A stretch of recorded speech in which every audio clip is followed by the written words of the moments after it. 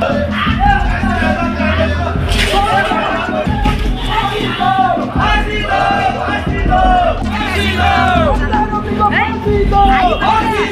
हां दगड़ियों, एक हैरान कर देने वाला खुलासा लेकर आया हूं कि कैसे उत्तराखंड में बिहार के दो भाइयों ने किया सांसों का व्यापार और फिर एक दिन मौका देखते ही रोक दी गई पहाड़ की बेटी की सांसें। बताऊंगा आपको एक एक जानकारी इस खबर को लेकर। नमस्कार, पहला मैं पंकज रौतेला, आप देख रहे हैं उत्तराखंड न्यूज। दोस्तों, हल्द्वानी में ज्योति मेर नाम की एक लड़की जिसकी सांसें छीन ली गई और इस हत्या के पीछे के सच को जानने में पुलिस को 1 महीना लग गया। तो मैं आपको इसी हत्याकांड के बारे में बताने आया हूं। योगा सेंटर के पर्दे के पीछे छिपी हवस, लालच और हत्या की खौफनाक पटकथा कैसे लिखी गई, ये सब बताने आया हूं। बस आपसे गुजारिश ये है कि आप अंत तक मेरे साथ इस वीडियो में जरूर बने रहें ताकि कोई जानकारी छूटे नहीं, क्योंकि ये सिर्फ एक खबर भर नहीं है दगड़ियों। दोस्तों, ये बेहद ही संवेदनशील मामला है अपने उत्तराखंड के लिए, देवभूमि के लिए। ये एक सवाल है कि कैसे यहां पर बिहार से आकर कुछ लोगों ने व्यापार किया, उसके बाद एक लड़की को अपने प्रेम जाल में फंसाया और फिर मौत के घाट उतार दिया। हल्द्वानी की सड़कों से सलाखों तक का 21 दिन का जन आंदोलन, सिस्टम पर उठते सवाल पूरे उत्तराखंड ने देखे होंगे। बल सब कुछ है यहां। दोस्तों, हल्द्वानी की चमचमाती सड़क, फिटनेस के नाम पर यहां लोगों में एक अलग उत्साह है। योग के नाम पर फैले ढोंग के पीछे एक खौफनाक हकीकत ने शहर को झकझोर कर रख दिया। एक युवती, एक मां की बेटी और सैकड़ों सपनों की मालकिन जो अब इस दुनिया में नहीं है। इस दुनिया में नहीं है दगड़ियों। जी हां, इसलिए नहीं है क्योंकि उसने भी बेहतर फिटनेस पर फोकस किया।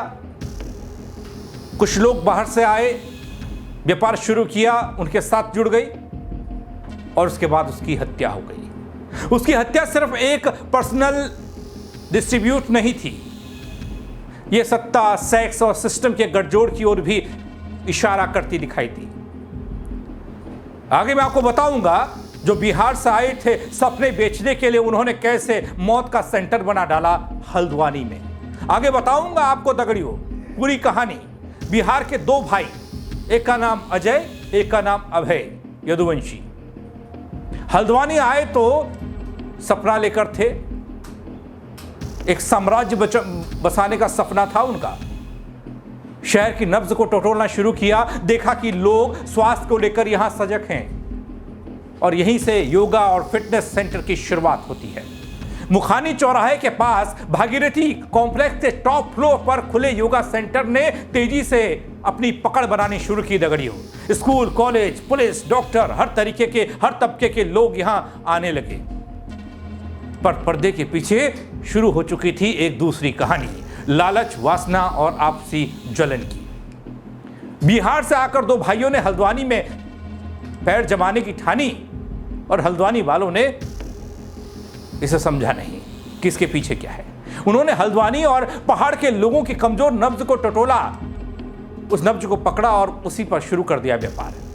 उन्होंने पाया कि देश भर की तरह ही हल्द्वानी के लोग भी अपने स्वास्थ्य के प्रति बड़े सचेत हैं। ऐसे में हल्द्वानी शहर के बीचों बीच मुखानी चौराहे के पास भागीरथी कॉम्प्लेक्स, इसका टॉप फ्लोर, योग सेंटर यहां खुल गया दगड़ियों।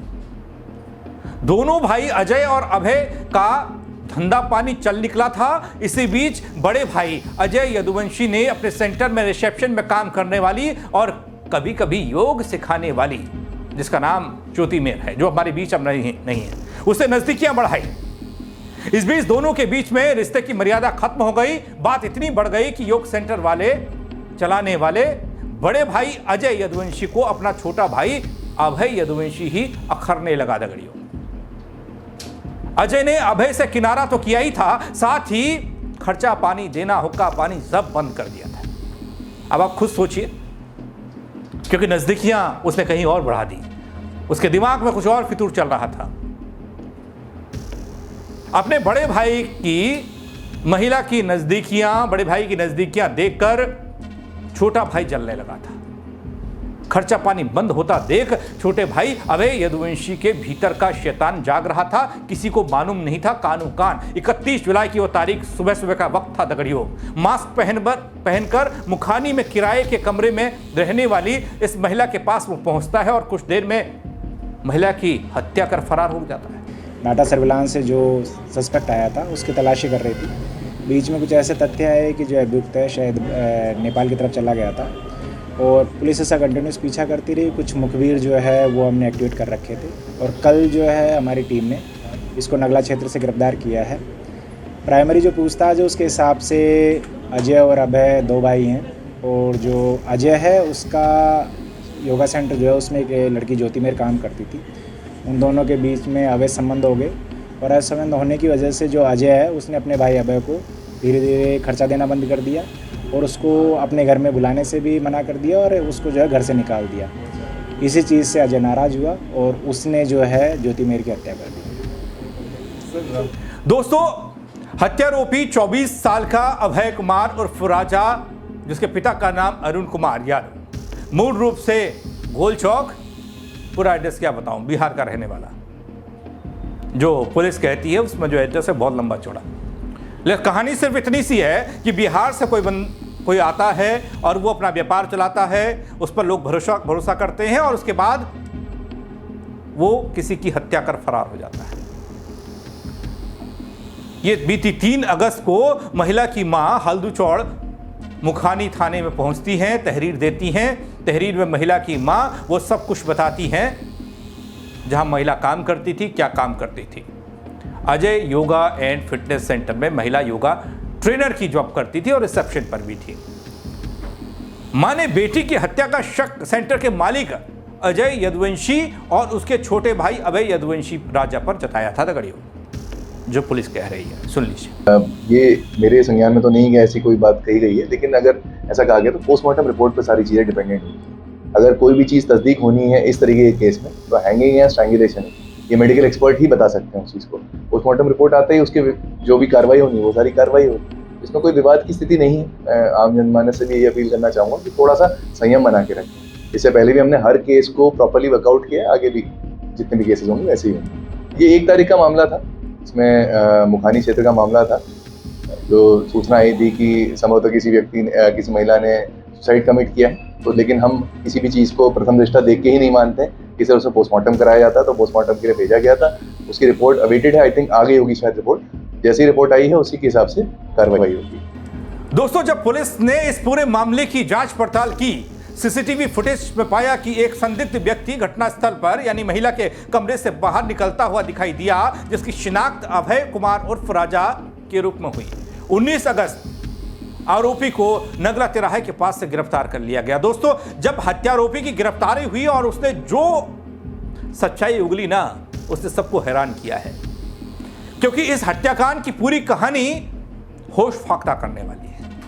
हत्यारोपी ने पूछताछ में बताया कि हल्द्वानी के मुखानी चौराहे से नीचे जो गोदावरी कॉम्प्लेक्स के टॉप फ्लोर में उसके भाई का और उसका जो फिटनेस योगा सेंटर नाम से एकेडमी है, जिसे अजय और अभय चलाते थे, वहाँ पर क्या क्या होता था, वहाँ पर किस तरीके से काम होता था, वो सब पुलिस बता रही है। योगा सेंटर में मैनेजमेंट के सारे काम अभय देखता था दगड़ियों, यानी कि बड़ा वाला भाई। जहाँ ज्योति जो महिला थी वो भी काम करती थी। इसी दौरान अजय की और ज्योति की दोनों की नज़दीकियाँ बढ़ी या बढ़ाई गई, अवैध संबंधों में तब्दील हुई। अपने भाई अभय को खर्चा देना इसीलिए बंद कर दिया बड़े भाई। अब हुक्का पानी बंद होता है तो छोटा भाई उसके बाद थोड़ा सोचता तो ही है।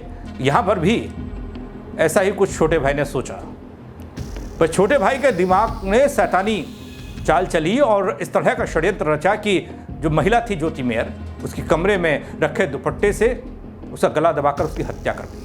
टैक्सी बुक की, पहले बनबसा और फिर नेपाल भाग गया।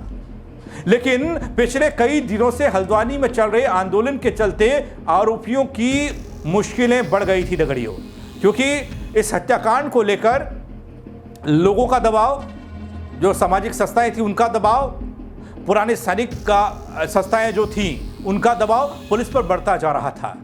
पुलिस पर दबाव बढ़ रहा था तो पुलिस को न्याय करना था।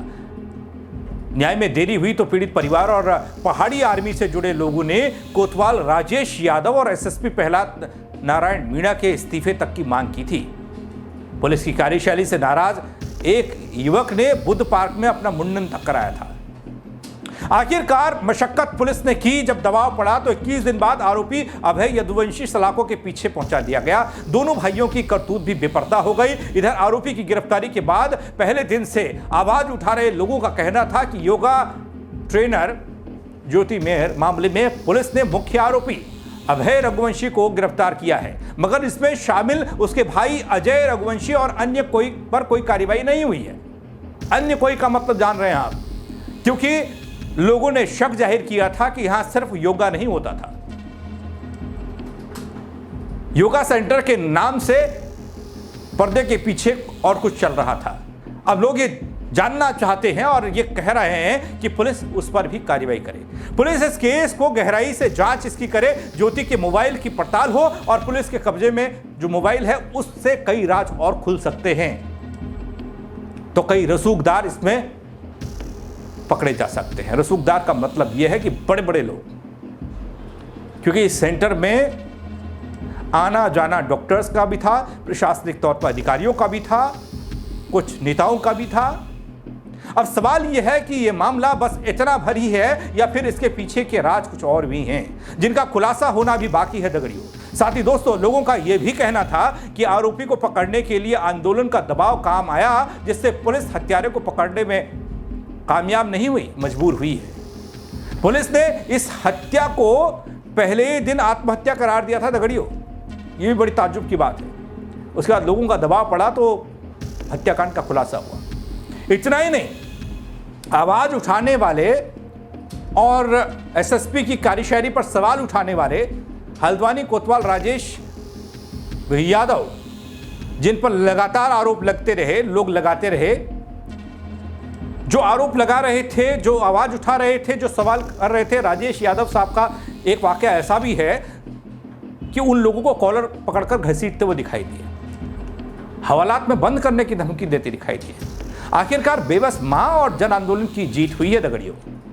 अब बस आरोपी को सख्त से सख्त सजा मिले और उम्मीद ये की जा सकती है। और साथ ही इस मामले में और वो कौन लोग हैं जिन पर अभी शक जाहिर हो रहा है, ये देखने वाली बात होगी। क्या इसमें जैसा हम और आप सोच रहे हैं, मैं सोच रहा हूं, जैसा लोग कह रहे हैं, वैसा कुछ है? अगर है तो वो और ज़्यादा खतरनाक हो सकता है। इस खबर को लेकर आपकी राय क्या है दोस्तों? आप कमेंट के जरिए बता सकते हैं। साथ ही खबर को लाइक करें और शेयर करना कतई ना भूलें, क्योंकि अगर कहीं और भी, और शहर में भी, और इलाकों में भी, पहाड़ में भी इस तरीके से काम हो रहा हो, कोई व्यापार के नाम पर धोखा देने की कोशिश कर रहा हो, अपने पैर जमा कर इस तरह की वारदात की सोच रहा हो, तो वो ना सोच पाए। मेरे साथ जुड़ने के लिए बहुत शुक्रिया।